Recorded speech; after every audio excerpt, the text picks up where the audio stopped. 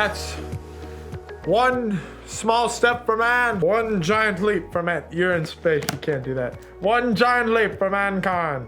Yo, most of us are afraid of something, right? Like maybe it's one of the really common ones, like a fear of snakes or insects. Maybe you have one of those more uncommon and even kind of random fears, like fear of feet or balloons or ducks. I don't know.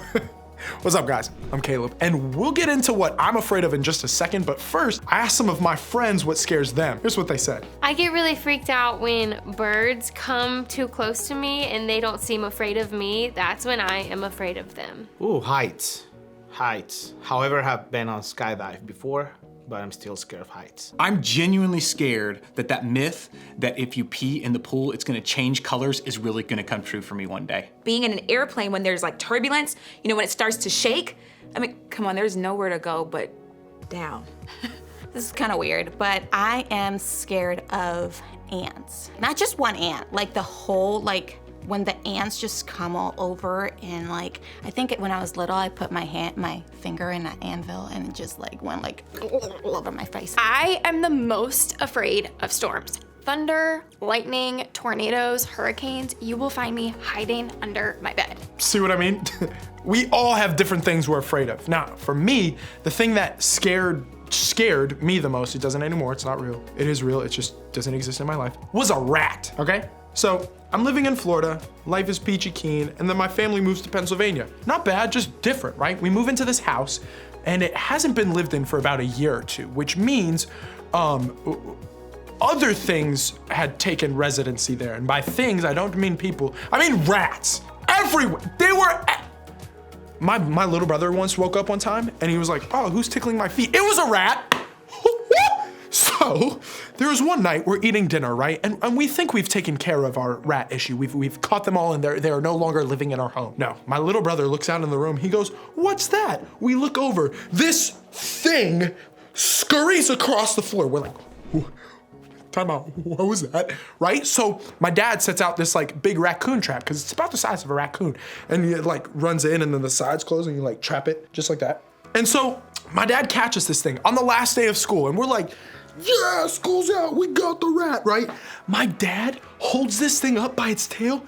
It was at least 2 feet long, probably 3 feet long.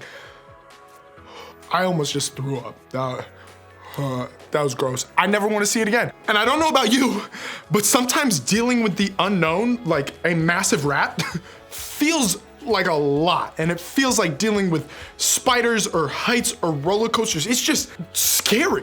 And in other words, lots of change can be scary. Maybe you can totally relate to this feeling. Maybe like me, you felt fear when you've gone through a change in your life, like moving into a new house and having to relocate. Like maybe for you, it's your first day at a brand new school. Thinking about where you're gonna sit at lunch, or if you're gonna be able to find your locker, or what are other people gonna think of your first day of school outfit?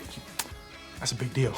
And that can all be scary. Or maybe it's trying out for the school play for the first time. Will you learn all the lines? Will you get the part? Will you somehow embarrass yourself in the process? Being in the play, yo, that would be fun, but trying out, that can be scary. Or having a new stepdad move into your house, wondering if he'll still be cool when he moves in. Or if you'll have to live in a new room because you have step siblings now. Or if the rules will change in your house now that he's there. Thinking about that kind of change can be scary. The list goes on and on and on, right? I mean, there's a new friend group, maybe the loss of a friendship that's meant a lot to you, your parents getting divorced, an older sibling moving out, your parent losing their job, a new small group, a new foster home placement, a starting position on the team, a sudden growth spurt, an illness in your family, a higher level class at school. Whew. When we look ahead and see changes like that coming our way, when we don't know what's waiting for us in the unknown, that can leave us feeling a whole lot of fear. Maybe we're afraid that things will never go back to the way they were before. Or we're afraid that changes we're facing will bring a lot of stress or frustration or sadness into our lives. Maybe we're afraid of the unknown. We don't know what things are going to be like when we experience the changes we're facing, and that makes us afraid. Or maybe we're afraid that we'll have to handle it alone. Whew. That our friends, our family, our group, and even God won't be there to help us deal with it. No matter what the changes and unknowns you're facing in your life are right now, chances are you feel at least a little nervous or afraid about what they might mean for you. Even the best kinds of changes can be intimidating or bring a little bit of fear. It's possible to be excited for something and a little scared at the same time. But what if I told you, time out, what if I told you there is a way to look ahead at the changes coming our way without as much fear? In fact, what if we could face going into the unknown with courage?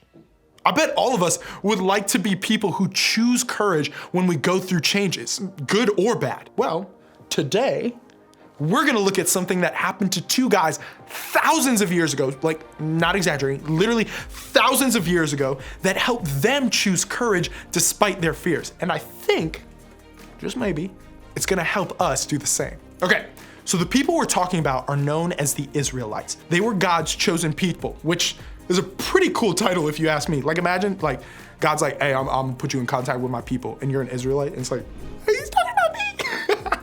And when they were living a long, long time ago, God did something really cool for them. God led them down to Egypt to escape a terrible famine, which basically means all the food in their land had run out. Sounds like a good change, right? Well, sometime after they got there, the Egyptians enslaved the Israelites. And when that happened, they cried out to God for help. And God sent a man named Moses to lead the Israelites out of slavery. Moses was gonna lead God's people to an incredible new land of their very own, a land they called the Promised Land. Out of slavery and to the Promised Land? Again, that all sounds like good change to me. Nothing to fear there, right? Well, when they arrived on the edge of the Promised Land, the Israelites got nervous. They got scared about what might lie ahead. So they sent 13 spies into the land to check things out. The spies went in and found that the land was absolutely beautiful. I mean, gorgeous. Why'd I say it like that? It was beautiful. It was everything they dreamed it would be and more. But there was one small problem. There were people who looked like giants living there. And all of a sudden, this change wasn't looking so awesome. When the spies came back to report what they saw, here's what they said. They gave Moses this account. We went into the land to which you sent us, and it does flow with milk and honey. Here is its fruit. But the people who live there are powerful, and the cities are fortified and very large. The spies went on to tell all of Israel that there was no way they could live there. They were too afraid. Now, in a lot of ways, you really can't blame them. Giants, like giants are scary. Not the football team, actual giants are scary. And going to war against giants? No, even scarier. Their fears are pretty understandable. And I think the same can be true for us. The fears we feel when looking ahead at the changes we might deal with are understandable. They're real. And there's nothing wrong with us for feeling that fear. The problem comes when we let the fear hold us back. When we stay frozen because we're afraid of what's ahead in the unknown. That's when we risk missing out on something that could turn out to be pretty awesome. That's what happened to the Israelites. They were too afraid to conquer the land that God had promised them. Well, all of the Israelites except two. Two of the spies, Joshua and Caleb, heyo, came back with a completely different view of things. Here's what they said. And they said to the entire Israelite assembly, the land we passed through and explored is exceedingly good. If the Lord is pleased with us, he will lead us into that land, a land flowing with milk and honey, and will give it to us.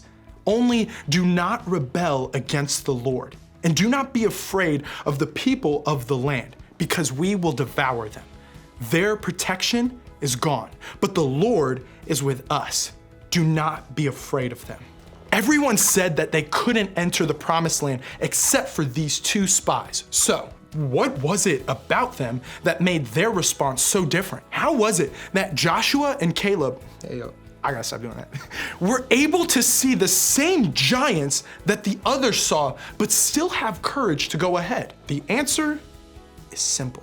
They trusted what God said was true. They believed God's promise, and that belief gave them courage to move forward toward big change, even though they were scared. And honestly, they were probably terrified. But here's the thing about courage. Courage isn't about not being scared. It's about trusting and choosing to follow God even though we're scared. That is what allows us to be confident when everything changes. For me, when I think about courage, sometimes I think about astronauts. Let me explain. I may not be an astronaut, but I think it's probably safe to, look at this little guy. I think it's probably safe to assume that they're probably scared when they go on missions. I mean, there are so many unknowns and so many things to be nervous about when they get into space. But astronauts have something that they can trust when they venture into space: their spacesuits. It protects them and keeps them safe from anything they might encounter. And the same is true for us. We might not have a huge white spacesuit to put on anytime we're scared of the unknown, but we have something else that's even better. We have God. Even though we may be scared about what may be in our future, we can trust that God is bigger than anything we could possibly encounter. We can be confident when everything changes, because God is bigger than anything in the unknown. And like Joshua and Caleb knew that God was bigger than their fears, we can also trust God when we're scared of change and the unknown. So, what does that look like for us today? How can we have courage when we're looking ahead to changes in our lives, big or small, that leave us feeling a little afraid? How can we remember that God is bigger than anything in the unknown? Well, first, I think we have to recognize what we're afraid of. When you look out at the unknowns in your life, what do you see that's causing you fear? Maybe your dad is getting remarried, and that's left you afraid because it means your family will look different now. Maybe it's a fight with your best friend that you're afraid won't get worked out. Maybe it's starting a new school that has you afraid you'll be alone. Whatever it is, name it. Acknowledge what it is that you're afraid of. Then try to do what Joshua and Caleb did. Focus on God. When you think about what changes you're afraid of, remember that God is with you and always working for your good. God is bigger than anything in the unknown. Let me share an idea that might help. Whatever you focus on will grow bigger and bigger in your mind. If you focus on what you're afraid of, how worried you are, or all of the what ifs that might happen, your fear will grow bigger and bigger in your mind. So instead, focus on God. Focus on who God is, how powerful God is, how God is in control of everything. Focus on the fact that God is with you and in you and is with you every step of the way. Focus on the truth that God is bigger than anything you face. Focus on the truth that God is working for your good in every situation. As you focus on God, you'll find that your fear is smaller than God is, which it always was. Remember, God is bigger than anything in the unknown. And that means we don't have to face our fears and changes alone. And not only do we have God, but we have people like our group and our group leaders to stand with us when we face whatever it is in the unknown. They're there to help you be honest about what you might be afraid of and to give you courage when you need to face those fears. So today, I hope your first step will be to open up to your group about how you feel about change in your life right now.